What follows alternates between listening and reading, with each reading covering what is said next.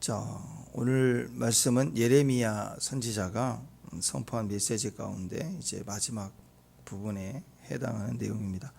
메시지는 유다에 사는 이스라엘 백성들에게 선포된 말씀이 아니고 또 바벨론에 끌려가 있는 백성들에게 말하는 게 아니고 지금 애굽에 요한안을 따라 끌려왔던 애굽에 살고 있는 유다 사람들에게 선포된 말씀입니다. 자, 마치 애굽에 관한 주님의 이 메시지 가운데 철저한 심판을 주님이 말씀하시죠. 어제 내용에서도 예레미야를 끌고 왔을 때 그때 예레미야가 하나님의 말씀을 따라 행하게 했던 일이 돌들을 그 성벽 위에 올려놓고 진흙으로 덮죠. 이게 바벨론이 와서 쳐서 가져갈 거다, 철저하게 응징한다, 심판받는다라는 예언적 사인이죠. 표적을 두신 겁니다. 동일하게 오늘 엄청난 심판을 예언하시죠. 그러니까 하나님은 애굽을 싫어한 게 아니에요. 애굽에 있는 우상, 세상화되어 있는 그것을 징계하시는 겁니다. 그러니까 괜히 애굽이 요한안과 무리들이 끝까지 저항해서 불순종해서 애굽 가니까 괜히 애굽을 친 게 아니고 애굽을 미워서가 아니라 철저히 우상과 관련돼 있다라는 거예요. 하나님은 바벨론을 좋아하시고 애굽을 싫어하신 게 아니라고요. 하나님 말씀의 뜻이고 그 말씀의 순종과 불순종으로 보고 계시는 겁니다. 그러면 왜 불순종했느냐? 애굽에 가서 애굽과는 불순종을 선택했느냐? 그게 철저히 다시 우리에게 말씀하시는 건 우리 종말과 관련돼서 얘기하고 계시는 건 우상이죠. 우상이라는 거예요. 마치 정상적인 아이로 자라다가 우리 귀한 아들 키웠는데 이 녀석이 어느 날 갑자기 막 힘들더니 이제 어른이 됐다고 술 먹고 다니고 술 중독하다가 도박하다가 마약하다가 만약에 그랬다고 해봅시다. 마약까지 가면 요즘 청소년들까지 마약이 든다고 하잖아요. 인터넷으로 시켜도 오니까 그 정도로 심각하다고 하잖아요. 근데 점점 그 황홀경에 빠지고 재미가 없으니까 중독되기 시작해서 이미 찌들려 있다. 중독이 되면 이 DNA 세포의 소요까지 들어가서 세포가 반응을 하잖아요. 만약에 술, 담배도 끊으려고 하면은 막 금단 현상이 나오지 않습니까? 그냥 배고파서 밥 먹는 게 아니고 이 속에서 막 그 육체에 찌들려 있는 소욕이 끌어당기는 거거든요. 미칠 듯이 몸에 경련 현상이 일어나지 않습니까? 이렇게 섞여버리면 어떻게 하겠어요? 지금 애굽에 들어간 이 백성이 오늘 1절에 보면 여기 도시들이 나오잖아요. 그 도시들의 이름들이 위에서부터 아래까지 쭉 이어져 내려오는 이 네 가지 도시. 1절 한번 보실까요? 1절 한번 읽어봅시다. 1절. 자, 시작. 애굽 땅에 사는 모든 유다 사람 곧 밋돌과 다바네스놉과 바드로스 지방에 사는 자들에 대하여 말씀하신다 이랬는데, 이 유다 백성들이 와가지고 애굽에서 그냥 한 곳에 그냥 이렇게 모여 있는 게 아니고 이 도시로 흩어져서 지금 살고 있다고요. 그러니까 올 때는 같이 왔지만 오면서 쭉쭉쭉 뿌려지고 씨가 뿌려져서 가자 그래도 안 와요. 이미 뿌리를 흩어져서 뿌려서 살았으니까. 이게 중독된 것 같은 상황이라는 거죠. 그러니까 하나님 이들을 향해서 그 사랑하는 자를 구원하기 위한 주님의 마음은 이렇게 쉽게 이렇게 건들 수가 없다고. 어떻게 하겠어요? 그러니까 이들 속에 그 탕자 하나를 향한 아버지의 그 누가복음 15장의 사랑처럼 그들이 이때 필요한 것은 아버지의 음성이거든요. 그 마지막 메시지를 전하고 있는 그거 듣고 돌이켜 깨달아서 돌아오도록 하나님이 다시 말씀하고 계시다는 거예요. 이 지도를 보면은 유다 땅에서 이제 애굽 아프리카 쪽으로 이렇게 가다 보면 제일 먼저 나타나는 장소가 이제 밋돌이에요. 출애굽기 14장에 보면은 거기 보면은 하나님께서 말씀하시되 이스라엘 자손에게 명령하여 돌이켜 바다와 밋돌 사이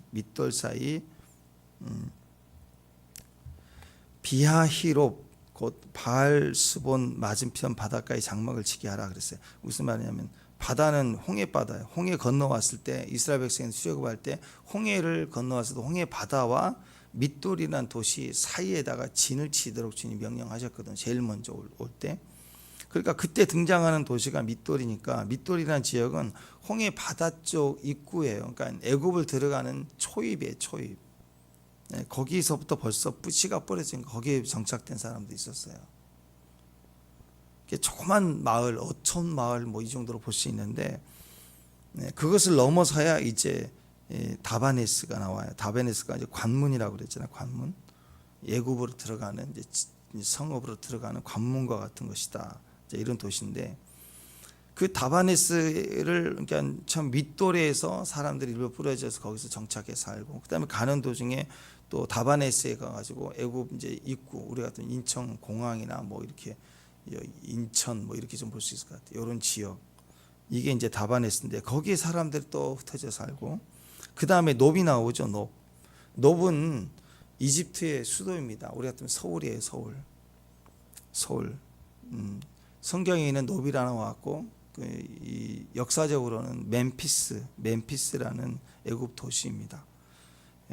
그래서 오늘날은 이제 그 이집트 수도가 카이로이지만 고대 이집트의 수도는 이 멤피스였습니다. 성경에서 놉이라고 나오는 도시예요. 그러니까 지금 이렇게 진행해 가면서 백성들이 다 흩어져서 뿌리를 내리고 다 살고 있는 거예요. 그 다음에 나와 있는 게 바드로스인데 바드로스는 그 이집트가 밑으로 쭉 내려가면 우리 같으면 이제 부산이나 대구나 뭐 구미 이렇게 한참 서울에서 이집트 아래쪽으로 쭉 내려가는 지역이 있습니다. 그 지역에 흩어져 살았습니다. 그러니까 요한안을 따라 애굽으로 갔던 유다 사람들은 한 장소에서 그냥 우리끼리 동포를 가지면서 이렇게 조선족 고려인 뭐 이렇게 사는 게 아니고 쫙 흩어져서 그 민족들과 동화돼서 살았다는 거예요. 전국적으로 흩어져 뿌리를 내리며 살았다 이렇게 볼 수가 있습니다. 문제는 도망쳤는데 흩어져 살았다 그 말이 의미하는 것은 결국 제대로 살지도 못했다. 자기들끼리 모여서 그래도 신앙 공동체, 회당 공동체를 살지 못하고 흩어져 살았다. 그러니까 주님 보시기에 너무 불쌍한 거예요. 그리고 어리석은 거죠. 그러니까 반드시 그들은 주님 보시기에 너무 불쌍한 거예요. 오늘 방금 찬양했던 338장 내 주를 가까이 하게 하면 십자가 진 같은 고생이나 우리가 주님을 가까이 하면 주님을 더 가까이 할수록 뭐 주여 영광을 보여주세요. 우리 많이 기도 이거 굉장히 무서운 기도인 거 아시죠? 임재를 원합니다. 네, 영이 주님께 가까이 가기를 원합니다. 이게 여러분 굉장한 이야기입니다. 왜냐하면 가까이 갈수록 나는 난도질 당해야 되고 나는 박살이 나야 되고 내가 깨지고 없어지고 그래요. 진짜 뭐 함부로 지성소의 영광을 보기 죽는다는 소리예요. 죽는다는 거. 쉽게 할 수 있는 그런 얘기가 아니라 내 주를 가까이 하게 하면 즐거워서 찬양한 그런 찬양이 아니라 오늘부터 저는 박살나겠습니다. 그 얘기거든요. 그래서 그때 우리가 주님을 가까이 하겠다고 마음을 결단을 하면 그때 느낌이 딱 오는 건 뭐냐면 십자가 짐 같은 고생이 나요. 여러분 진짜로 예수님을 믿기 시작하잖아요. 여러분이 정말 큐티를 제대로 하려고 시작하잖아요. 큐티가 얼마나 무거운 짐인지 몰라요. 내가 예수를 정말 제대로 믿으려고 한다. 발작이 일어납니다. 내 마음부터 힘들어지기 시작하고 그 다음에 모든 생활 패턴이 막 힘들어지기 시작해요. 막 음성이 막 들리는 것 같아. 하지 말라고 하는 게 너무 많고 하라고 하는 게 막 너무 많아지는 거예요. 신앙 초기에는 하지 마라, 하지 마라, 하지 마라. 그게 그걸로만 오니까 괜찮아. 아이 뭐 요즘 다 웬만하면 나한테 이제 하지 말라고 하지 않죠, 주님이. 그러시죠. 근데 진짜 부담은 하라고 하는 게 들린다고. 요구하면 또 하라, 더 하라. 막 계속 막 할 게 너무 많고 그것도 목사님이 또 하라고 한 것도 아니고 주님이 직접 나타나서 넌 지금부터 뭘 하거라 이렇게 한 건 아닌데 왠지 막 음성이 폭포수처럼 막 밀려와요. 할 게 너무 많아지는 거예요. 이거 어떻게 감당하지? 그게 하나하나가 세포 하나하나 같이 느껴지면서 부담되기 시작합니다. 힘들어지기 시작해요. 내 주를 가까이 한다는 건 진짜 십자가 진 같은 고생이에요. 하나하나가 힘들다라는 거, 힘들다. 말 한마디부터 행동 하나하나가 힘들어질 수밖에 없어요. 그래서 그게 진짜 고생이고 고통인 거예요. 세상에서 핍박받고 어려움 당하고 오해받고 그건 아무것도 아니에요. 내 가장 강력한 저항이, 내 자아의 저항이 내 안에 있다라는 거죠. 그게 힘든 거예요. 십자가 진 같은 고생이라고요. 그러니까 예수님 따르겠습니다 했는데 뭐 모를 때 하는 거죠. 근데 진짜 제대로 예수님 따르려고 할 때 느껴지는 그 압박감이 들려지고 알려지고 맛보기 시작하면 정말 내가 진짜 나를 죽으라고 하는 것인가, 이렇게 느껴진다고요. 내 생각은 애굽은 자꾸 안전해요. 애굽 가면 안전할 것 같은 거예요. 그 나라는 아메리칸 드림이에요. 거기 가면 기회가 있을 것 같아. 노력한 만큼 살 수 있을 것 같아. 그리고 1차, 2차, 3차 포로로 잡혀가지 않는 나머지 무리들이 하나님 주 마지막 생존의 그 최후의 남은 자들끼리 동포애를 가지며 살 수 있는 새로운 기회의 땅인 것 같아요. 이미 이스라엘은 다 박살을 나고 살 수가 없을 것 같고, 그 박살을 했던 바벨론의 통치가 있는 곳에 있지 않고 새로운 기회의 땅으로 가자. 애굽은 꿈이에요. 꿈, 드림이라고. 드림. 꿈에도 소원은 드림. 한 번도 가보지는 않았지만 꿈이 있는 거, 그런 거 동경하지 않아요. 미국 한 번도 안 가본 사람들이, 저 같은 사람이 막 미국을 막 동경해. 나의 기회의 창출이 있는 땅이라고 생각하는 거. 아메리칸 드림. 거기만 가면 막 취직이 될 것 같고, 거기만 가면 막 집이 생길 것 같고, 막 그런 꿈이 생긴다고. 지금 멕시코 그 아래, 지금 아르헨티나 다 막 지금 계속 올라가는, 심지어 중국 사람들도 거기들이 그걸로 불법 밀고 가려고 거기 많이 갔다고 그러네. 중국 사람들도 밑에 남미로 비자가 쉬우니까 들어갔다가 그 행렬에 막 아마존을 건너서 중국 사람들도 지금 들어가고 있대요. 미국이 힘들죠. 그 장벽 맞고 하는 것도 힘들고. 왜 그래요? 꿈이라는 거예요. 자기의 드림이 있을 거라는 생각을. 근데 하나님은 뭐라고 하느냐? 거기 가면 죽어. 그거 아주 그냥 희망을 꺾어버리는 거야, 그냥. 그리고 나서 여기 있으면 살아. 그러니까 이게 막 너무 힘든 거예요. 애굽은 안전할 것 같은데, 꿈이 있는데 왜 자꾸만 유다에 남아라고 하시는가? 십자가 진 같은 고생이에요. 십자가 진 같은 고생이에요. 사실 십자가도 아니지만 어떻게 예수님 십자가 우리가 비교할 수 있겠습니까? 근데 죽을 것 같은 거고 막 안 느껴지니까 싫은 거예요, 그게. 그리고 내 꿈을 선택해 가고 싶은 거예요. 내 인생은 나의 거 해가지고 그냥 튀고 싶은 게, 간섭하지 말라, 이게 옳다, 막 난리를 치는 거죠. 언제나 그래요. 하나님 말씀은 종교적으로 아멘이 되지만 순종하려고 하면 너무 싫은 거예요. 힘들어 보이지 않아요. 근데 그게 진짜 살 길이에요. 그 좁은 길이. 십자가 짐 같은 고생이나 그 길을 가야 산다. 다른 길은 없다. 망할 길이다. 쉬운 길 가면 망한다. 여러분, 우리도 마찬가지입니다. 내 눈에 좋아 보이는 길, 좋은 길, 애굽 같은 길 가지 말라. 하나님의 말씀을 가까이야. 그 말은 대가 지불하는 거예요. 한 발 한 발 대가 지불하며 가는 것. 여러분, 명품 그렇게 만들어지잖아요. 겉모양 비슷하면 짝퉁하고 비슷해요. 근데 짝퉁은 쾅쾅쾅 찍어서 빠른 길로 가요, 그냥. 근데 명품은 지금도 그러더만. 명품도 하나하나, 그 이탈리아 남학신 같은 거 신앙거리에 뭐 300만, 500만 원까지 간다. 그거 여행 가가지고 신발 이렇게 나무 깎아서 주는 게 왜 비싸냐 그러는데, 그거 제작 기간이 뭐 3개월, 4개월 이상 걸린다며. 발 사이즈 재가지고 떼서 오면은 그거 하나를 깎아가지고 손으로 다 한다잖아요. 그냥 꽝 오케이 1초 만에 찍어내는 게 아니라고. 실 하나하나, 바늘 하나하나를 해서 가죽 입히고 하는 그런 것들이, 그래서 명품이 있는 거 아니에요. 값어치가 하나하나.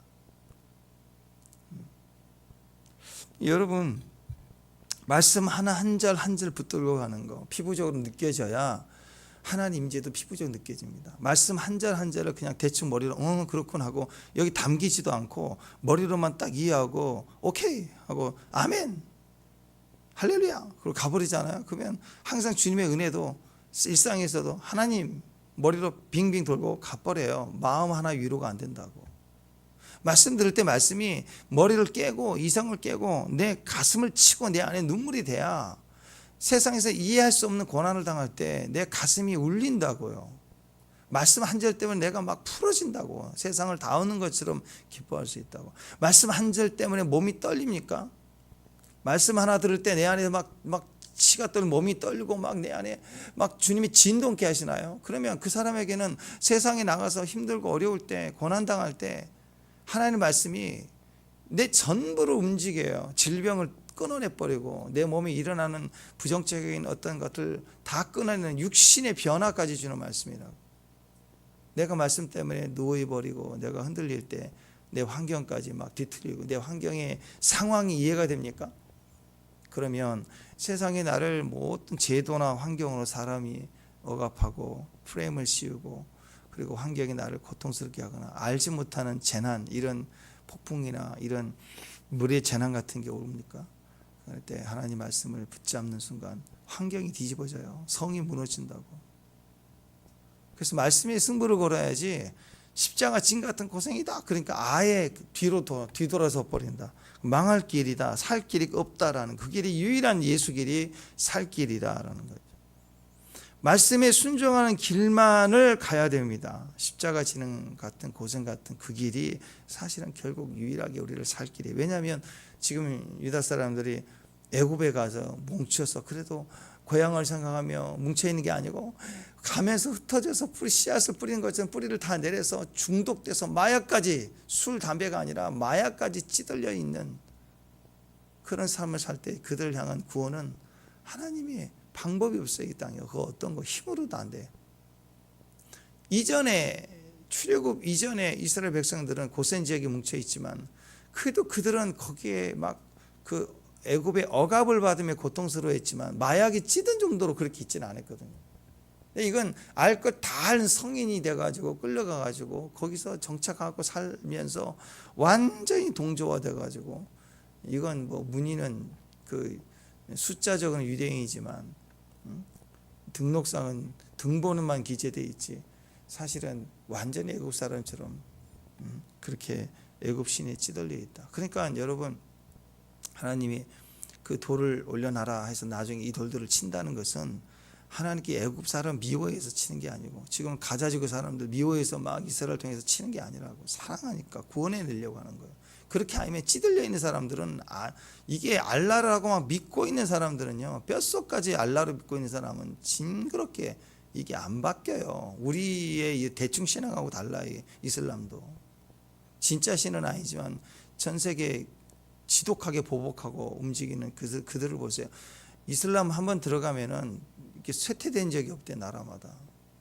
일본과 우리는 거세게 저항을 해서 안 들어오고 지금 들어오기 시작했죠. 우리나라 대구인가 어디도 지금 모스크 짓는다고 막 난리치지만 한번 뿌리를 내리면 돈으로 뿌리 내리면 이상하게 이게 확산되기 시작해. 마약처럼 확산돼요. 저번에 한번 여기 작전역 다이소 옆에 가는데 갑자기 외국인들이 서너 명이 오더라고. 이쪽에 일하러 온 사람인가 했더니 그 다이소에서 저 에스컬레이터 타는 그쪽에 그 모퉁이에다가 매트를 깔더니 거기서 막 또 막 경배를 하는 거예요. 시간 됐다고. 요즘도 간간히 히잡 쓴 사람도 보이잖아요. 애들도. 엄마는 한국 사람인데 아빠가 그런 사람들은 아이들이 히잡 쓰고 학교 등교하고 그렇습니다. 그러니까 하나님께서 애굽을 미워한 게 아니고 에레미야에게 이곳을 심판하신다는 그리고 자기 백성 끌어내기 위해서는요. 그렇잖아요. 마약하는 무리들을 박살내야 되는 거 아니에요. 거기 우상들 애굽에 갔더니 어마어마한 큰 우상들 뭐 피라미드부터 시작해서 얼마나 등치가 커요. 거기에 황홀에 빠져 있는 자기 백성들을 하나님 끌어오기 위해서는 그 우상을 쳐버리고 그리고 깨트리기 위해서는 바벨론을 사용해서 와서 그들을 박살내고 또 기근, 재난 이 모든 것도 동원해서 바로가 거기서 꺾이도록 세상의 왕이 무너지고 꺾이도록 이슬람이 아주 철저히 태어날 때부터 이게 신인 줄 알았더니 이 이스라엘을 치고 막 지독하게 망해가고 죽어갈 때 알라는 아무것도 할 수 없구나. 그리고 그들에게 진짜 위로가 막 꿈에도 나타나고 예수님 빛 가운데 나타나서 만나주시고 막 집단적으로 예수 믿는 사람들이 지금 많아진다고 하잖아요. 결국 복음을 위해서 일을 하고 있어요. 우리가 이 마지막 때를 위해서 기도해야 됩니다.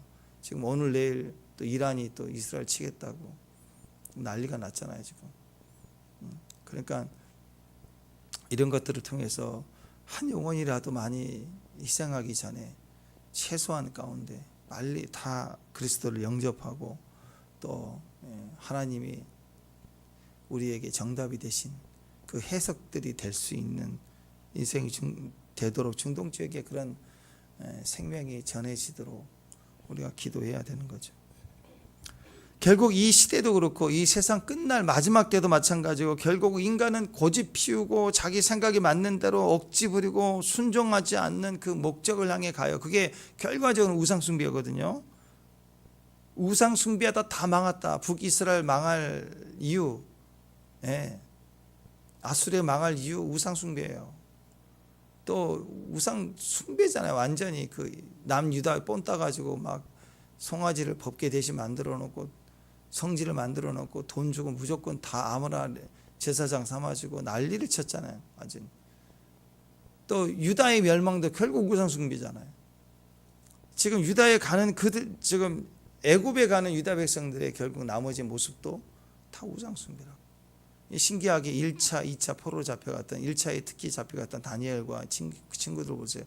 바벨론 가서도 우상과 싸우잖아요. 철저하게 그 신앙이 돌아오는 거예요. 지금 유다 사람들 예레미야 때 얼마나 많이 이 심판에 대한 이야기를 들었을까요? 괜찮을 거야, 괜찮을 거야. 지금 예레미야를 또 들어야 괜찮을 거야. 아니라니까요. 여러분 이게 우리에게 가장 큰 두려움이고 고통이 된다는 거 아셔야 됩니다. 마지막 때는요 모르면 재앙이에요. 근데 알면 심판이에요. 그냥 방법이 없어요. 벗어날 우리 인간인 두 종류 하나라고. 마지막 때는 알고 했던 모든 자들 심판이고 몰랐는데요 그럼 재앙이에요. 근데 지금 유다 백성들에게 하시는 말씀은 너희는 다 알았지 않느냐, 알려줬지 않느냐, 진행되는 과정을 깨져가면서 봤지 않느냐, 유다 망했지 않냐, 근데 굳이 또 바벨론으로 가느냐 하면서 다시 우상숭배하다 망했던 그들에게 돌아올 것을 돌아오게 할 것이라고 또 예언을 해요. 내가 돌아오게 하리라. 그러니까 마약에 찌든 것처럼 우상에 완전히 찌들려 애굽에 가 있는 그 백성들을 오게 하는 방법은 이 땅에 아무도 없다. 바로도 안 된다. 누구도 안 된다. 그게 재앙인 줄 모르고 들어갔으니까. 근데 그것을 나오게 하실 분은 하나님이다. 하나님, 내가 너를 사랑하여 구원해 내리라. 잠언 29장 1절에 보면은요, 자주 책망을 받으면서도 목이 곧은 사람은 갑자기 패망을 당하고 피하지 못한다. 이 아집, 고집, 오만함, 이 사람들은 책망을 받아도요, 자주 받아요. 또 받아요. 또 받은데 몰라. 목이 곧아서. 그러니까 이건 의도적인 거죠. 안 들리는 게 아니라고. 몰랐던 게 아니에요. 알고 익숙하고 또 여러 번 듣는 내용을 여전히 반복하고 있는 거예요. 여기서 자주 책망을 받는다 그랬는데 이게 굉장히 무서운 메시지입니다. 자주 책망을 받는다. 지금 내 생각에 한 4번 정도는 들은 것 같아요. 근데 그게 피부적으로 두렵지가 않아. 그러니까 또 하는 거예요. 그러니까 한 4번 정도 자주 책망을 들었다. 4번 정도. 그 정도면 생각해 보세요. 엄마가 얘기했는데 4번 정도 딸이 생각하다 한 4번 정도 들은 것 같은데 뭐 또 하지 뭐. 이거면 경외함이 있어요? 두려움이 있어요? 존중함이 있어요? 아니죠. 앞으로 더 얼마든지 하겠다는 거 아니에요. 그렇죠? 자, 근데 이렇게 자주 책망을 듣는다라는 개념을 4번이나 괜찮을 거야. 이렇다면은요 5번째는 종치는 거예요. 왜냐하면 자주 책망을 들었다 4번 정도 들었는데 목이 곧은 사람, 안 듣겠다는 사람은 갑자기 패망을 당한대요. 바로 지금 패망을 당한다 그 뜻이에요. 그러니까 이 미련한 사람은 4번 정도인데 뭐 괜찮지 않아. 최성수 4번 정도 제껴 버렸는데 괜찮은 것 같은데 5번째는 패망이라니까. 그런 사람에게는 그게 어리석음이라고.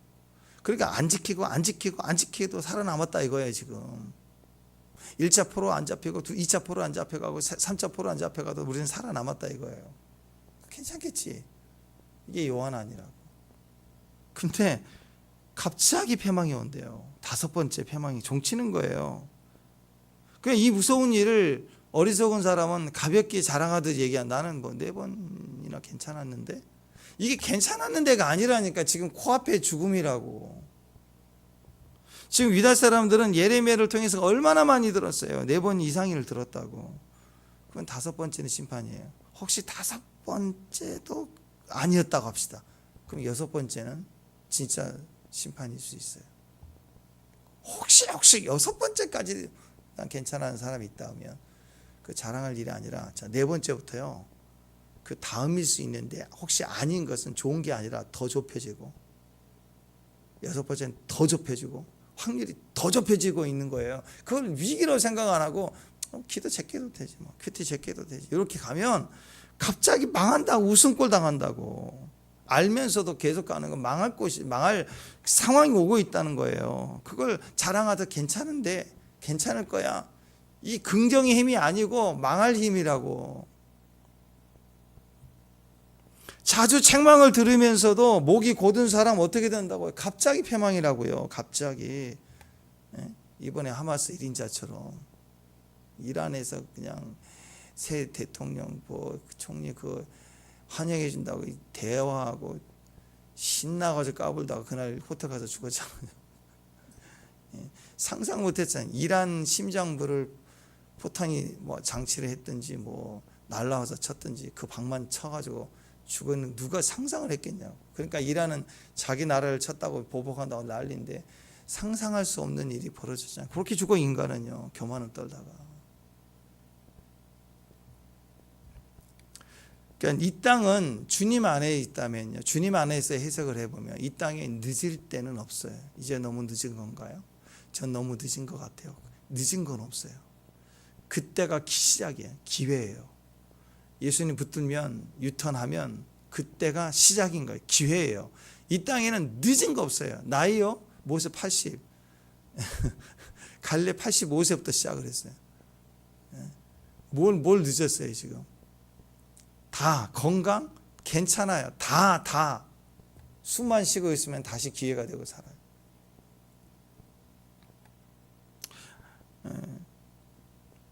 어떤 분이 간증을 들으니까 그 아프리카 사람인데 너무너무 제가 영상을 보면서 감동이 됐어요. 야, 암이 또 머리로 와가지고 종양 자체가, 우리는 그 정도까지는 아닌데 아프리카 사람들은 의료 서비스를 못 받으니까 이렇게 부었는데 보니까 암이 눈하고 뇌로 와가지고요, 눈이 이게 없어요. 거지를 뺐더니 이게 다 터져가지고 눈알이 없고 다 터져서 공포영화보다 징글징글하더라고요. 사람들이 막 경악할 만큼. 근데 주의 이름으로 기도하고 그러고 갔는데 3개월이 지난 그분이 간증을 하는데 눈이 생기고 정상으로 돌아와서 눈이 생겨가지고 간증을 하는 거예요. 전율이 느껴지더라고요. 하나님은 그렇게 기적적으로 없는 것도 있게 하시면서 살아나게 하시는 거예요. 늦은 거 없어요. 오늘 호흡만 살아있으면, 숨만 쉬고 있어라. 그러면 어떤 일이 우리 안에 생길지 우리는 상상할 수 없어요. 하나님은 살아계시기 때문에. 그러니까 늦을 때라는 것은 없어요. 자주 책망 받으면서도 목이 곧은 사람이 망할 사람이지, 그때라도 지금이라도 들으면 사는 거예요. 빨리 돌아오면. 지금 돌아오라. 지금 애굽에 가 있는 이 백성들을 향해 예레미야의 메시지는 그거예요. 돌아오라, 빨리 돌아오라. 내가 돌아오게 하리라. 그러면 막 돌아가고 싶은 마음이 부르듯 일어나야 되죠. 탕자를 향한 아버지의 마음과 똑같아. 말하지 않았지만 탕자는 결국 듣잖아요. 나중에 아버지가 생각나고 듣잖아요. 그래서 여러분 이 종교성이 이렇게 무서운 겁니다. 종교성은요 마약과 같은 거예요. 마약이라고 마약. 종교성이 뭐라고 그랬어요? 두려움은 피하고 욕심은 취하고 피하고 취하고. 이게 밤낮으로 꽁꽁 묶여갖고 앞뒤를 정해놔가지고 진리가 오면 튕겨버리는 거예요. 진리를 안 듣게 해요. 진리가 다가오면 두려움을 피하고 욕심은 취하고로 부딪히니까 이게 논리예요. 논리. 두려움은 피한다는 건 논리고 욕심을 이루지 않은 건 내가 알고 경험하고 맛본 걸 더 취하려는 소욕이기 때문에 이건 논리로 이성을 가지고 선악과로 다가오는 거라고. 근데 이성은 믿음을 거부해요.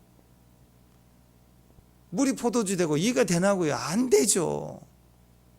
진리를 거절하는 거예요. 그래서 아무리 생각해도 유다에 남아라. 1차 예언은 뭐였어요? 바벨론 포로 잡혀가라. 근데 이미 끝났잖아요. 그러니까 이제 유다에 남아라 이거예요. 근데 안 남아요. 끝까지 애굽, 늘 애굽, 입 애굽, 결국 해내잖아요. 인간 승리. 그 인간 승리예요. 지옥 가는 인간 승리. 주님 없이 인간 승리하는 게 무슨 소용이 있어요? 아무런 도움이 되지 않아요. 종교성은 철저히 마약과 같아서 이 나중에는 머리로는 알지만 돌이킬 수가 없어요. 병들어 버렸어요. 그러니까 이게 왜 무서웠냐면 두려움을 피하고 욕심은 취하는 이 종교성은 결국 우리 안에 무슨 짓을 하냐면 두려움을 피하고 욕심을 취하기 위해서 영을 팔아요. 영혼을 팔기까지 해요.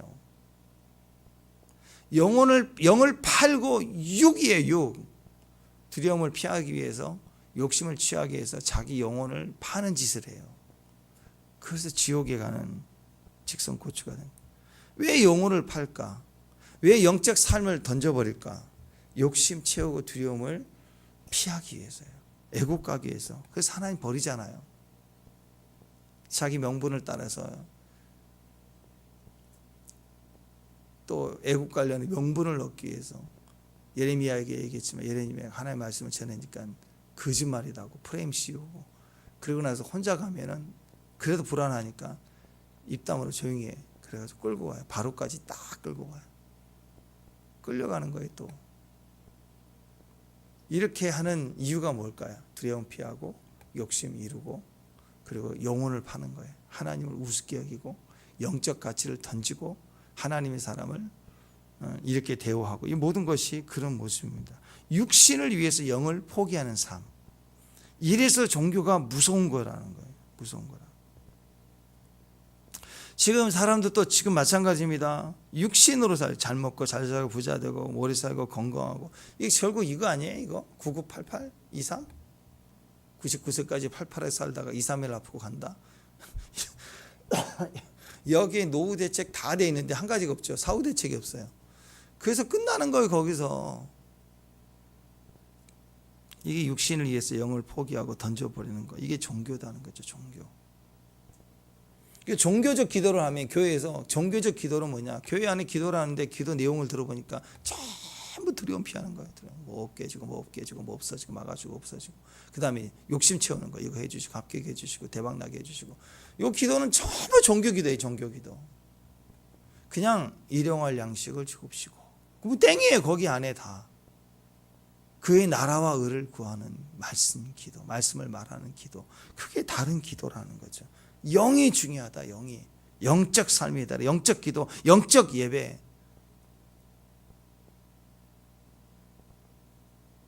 사람들은요, 남들에게 자기가 두려워하는 거나 욕심을 쉽게 말하지 않죠. 여러분, 다른 사람과 대화하는 데 있어서 그냥 늘상 여러분 나 이거 두려운데 나 이거 너무 두려워. 나 이거 너무 할 거야. 나 이거 뭐 이뤄낼 거야. 이거 막 늘 하고 다니나요? 진짜 두려운 거 얘기해요, 안 해요? 책 잡힐까 봐 얘기 안 하죠. 친해도 잘 얘기 안 하는데. 내 두려워하는 거, 나 염려하는 거, 내 걱정하는 내 인사이드 스토브는 아무에게도 얘기 안 해요. 나만 아는 비밀로. 그리고 힘들어요. 보물처럼 난 너무 웃기는 거예요. 생각해 보니까. 아니 이거 던져놔도 개도 안 물어가는 건데 무슨 보물 모양 막 그 상처와 트라우마를 가지고 있다가 남들한테 얘기도 안 하고 혼자 있을 땐 꺼내서 보고 막 무슨 다이아몬드 5억짜리 같아. 5억짜리 다이아몬드 타고 다니는 사람 없잖아요. 잃어버리고 깨질까봐, 기스날까봐. 집에다만 놔두고 혼자만 있다. 말도 못해. 도둑 들까봐 우리 집에 있다 말도 못하고. 꺼내놓고 보고 꺼내놓고 보고. 이 상처를 꺼내놓고 보고 꺼내놓고 보고. 누가 뭐라고 하면 화도 못 내고. 왜?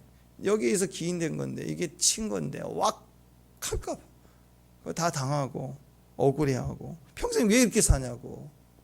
그 5억짜리 팔아버려야지.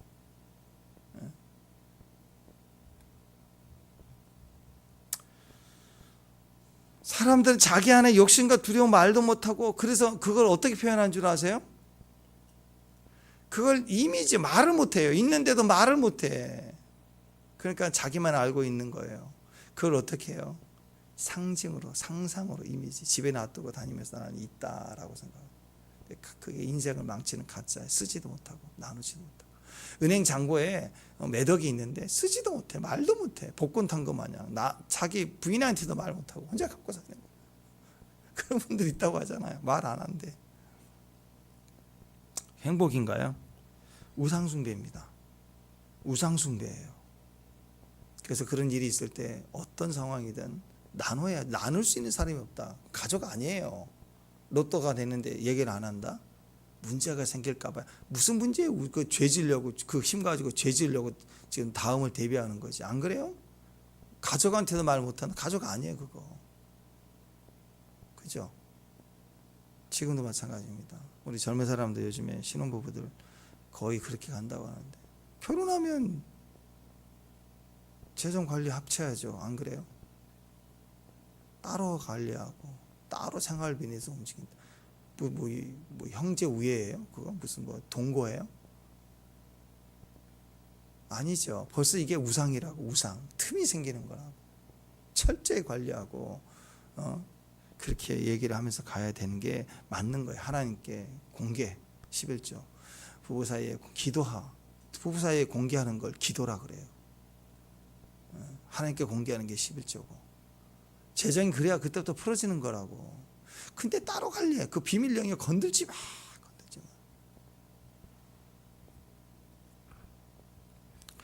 그래서 참된 하나님 말씀의 특징은 영이에요. 영을 위해서 육신을 죽이는 건데, 이 우상은 육신을 위해서 영을 죽인다고.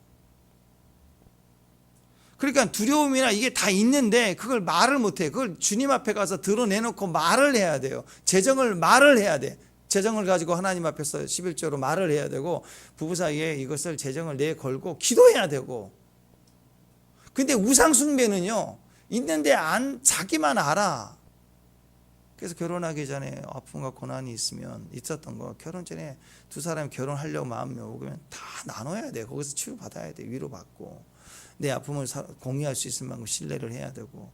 그래야 결혼 이후에 그 사람들이 약점을 서로 아니까 연합에 세워져 가는데, 이거 뭐 과거의 아픔, 가정사 아무것도 얘기 안 하고 그렇게 사는 거예요. 살다가 보니까 무슨 일 터지면 남편과 아내가 싸우는 게 아니라니까요. 아내의 시아버지, 그 친정 아버지하고 남편의 엄마하고 싸우고 있는 거 얘기하면 그 기질, 느낌, 상처끼리 싸우는 거라고. 엄마 아빠 자기. 그래서 3대3으로 늘 싸우는데 연합 싸움이에요. 아버지하고 이쪽에 엄마하고 싸우고, 시댁 엄마하고 딸하고 며느리하고 싸우고 있는 거고. 보면 대상만 자기지 그 안에 세 그룹이 싸운다고. 그러니까 공유해야 돼요. 공유. 상처, 트라우마, 두려움, 욕심이 다 있죠. 그걸 하나님 앞에 드러내고, 그리고 사람 앞에 친밀한 가운데 드러내야 돼. 치유가 되는데, 이건 절대로 안 꺼내놓고 뭐 하고 있느냐? 이미지다고요. 내가 이렇게 살았으니 우리 남편이 이런 모습으로 와줄 거야. 끝까지 이름만 남편이지 사실 내 편일 거야. 그렇게 사니, 그 상상 속의 산이 되냐고요. 이슬람을 믿지만, 이슬람이 그렇게 알라를 믿지만 알라가 도와주냐고. 안 도와준다고. 가짜시니까, 거짓말이니까. 그걸 철저히 깨져야 된다고. 우상은 우리에게 도움이 안 돼요. 그러니까 이렇게 부부 사이의 가정 안에 물질이나 상처나 이것을 공개하지 않고 하나님 앞에 치료받지 않고 하나님 앞에서 치료받기 위해 나오는 거, 이 예배잖아요. 그죠? 공동체 안에서 나누면서 푸는 거, 그게 찬송이고 그게 그게 기도이라고.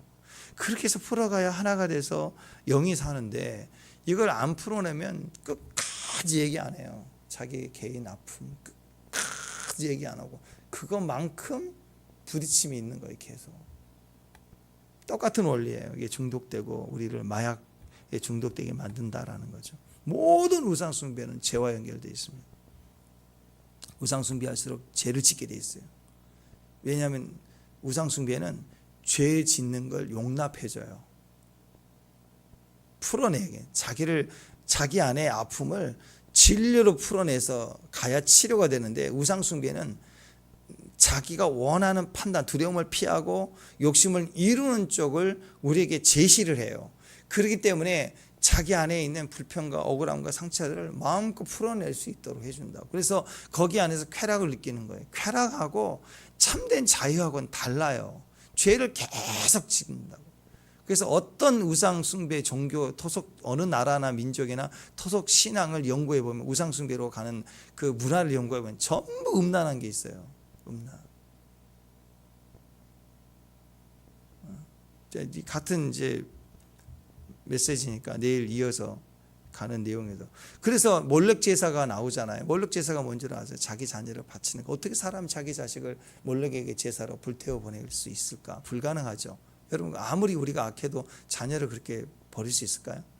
버리는 정도가 아니라 몰렉에게 제사를 드릴 수 있을까요? 불가능하죠. 근데 왜 이 당시에 그렇게 이방 종교에서나 특히 이방 문화에서 많은 게 이스라엘 백성들에도 전이돼 가지고 이런 일이 일어나잖아요. 왜 이런 일이 자연스러울까? 이방 문화에서는 우상 숭배 때문에 그래요. 왜냐하면 그 당시에는 남창이 있었거든요. 요즘에 이제 뭐 남창이 뭐 호스바 있다 막 그러는데, 옛날에 이미 고대 시대에 남창이 직업이 있었다고. 그게 다 우상 숭배예요. 여자 장녀, 남자 장녀들이 사회 속에 있는 게 아니라 우상 숭배 신전에 있었다. 신녀란 이름으로. 그래서 이런 주술 행위를 하면서 음란한 행위를 해요. 그러니까 그 당시 적당한 피임법이나 이게 없으니까 애들이 엄청 많이 생기는 거예요.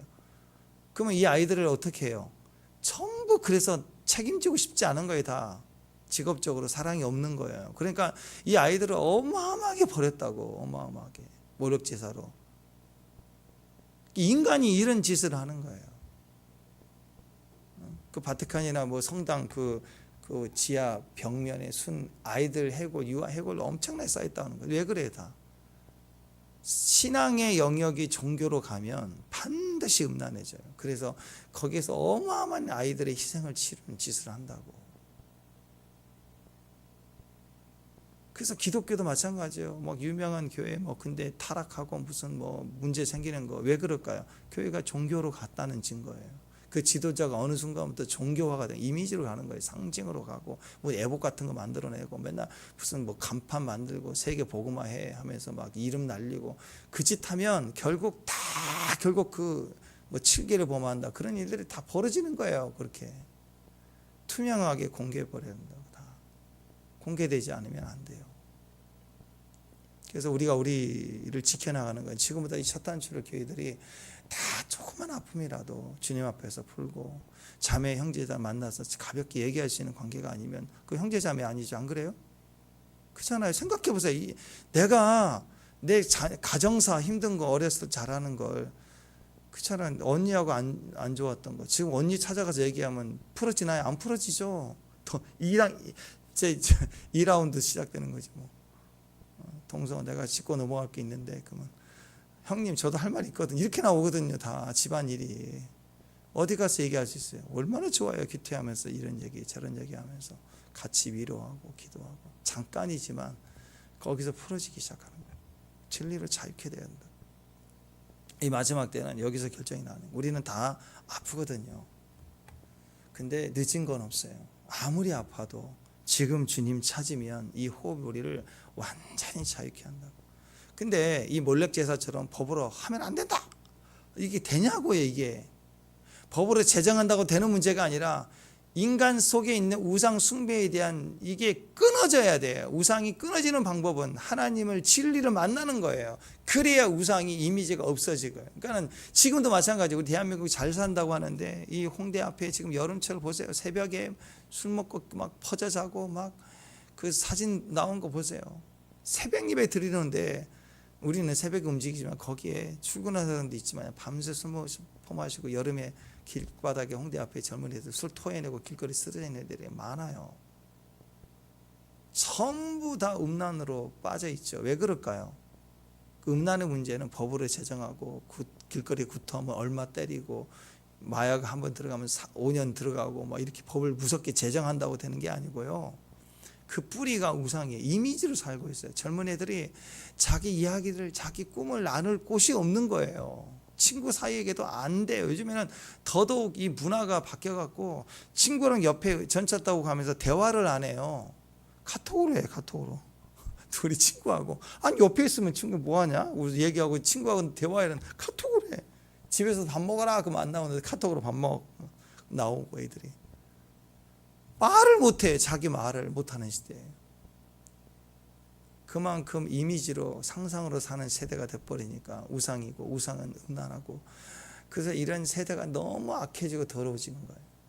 교회 직전이 이런 것들을 그냥 봐도 흉측한 걸 다 사회가 인정하고 시청에서 허가하고 왜 그래요? 그건 법으로 제정한다고 되는 게 아니고요. 기독교인 대통령이 시장이 돼야 바뀌는 게 아니라고요. 진리로 교회가 바로서지 않으면 공개되지 않으면 이건 얼마든지 마지막 때까지 반복되는 거예요. 그래서 여러분 하나님이 오늘 예레미야를 통해서 애굽까지 보내면서까지라도 예레미야를 하나님이 미워해서 잡혀 보내도록 이렇게 하셨을까가 아니라 예수님 마지막 때 우리를 향하여 베푸신 사랑과 은혜는 이 땅에 초림 주님 이렇게 오신 것처럼 그냥 오시는 게 아니라 내가 끌려가는 굴욕을 당하면서까지라도 너희들에게 계속 복음을 전하고 싶으신 거예요. 주님의 마음대로 마음을 따라 살아가는 예레미야 모습이라. 거기서 거기까지 그 얘기하다 죽잖아요. 결국 듣기 싫으니까 예레미야 죽이잖아요. 애국까지 가서 끝까지 사명. 그렇게 해서라도 한 영혼이라도 애국까지 찾아가서 외쳐댈 때 한 영혼이라도 들어서 살려내려고 끝까지 사명 감당하는 예레미야 아닌가요? 그죠? 늦을 때는 없습니다. 지금 오늘 지금 기도하면 기적이 일어나요. 하나님의 말씀대로 말하고 선포하고 기도가 우리를 책임질 수 있는 저와 여러분 됐으면 좋겠습니다. 기도하겠습니다. 모든 이런 음란 하나님 우상 숭배 속에 있는 이 거짓된 이 모든 종교성이 두려움과 욕심을 취하고자 하는 이성적 이 선악과 악함이 오늘 우리 안에 있는 예수님의 사랑 그 은혜로 말미암아 이제 변화가 되기를 원합니다. 주님 오셔서 그 음성을 듣는 자들에게 베푸신 은혜들을 더하여 주셔서 온전한 생명의 길로 들어서게 하옵소서. 말씀을 끝까지 대언하고 사명 감당하는 귀한 종들 되게 하옵소서. 예수님 이름으로 기도합니다.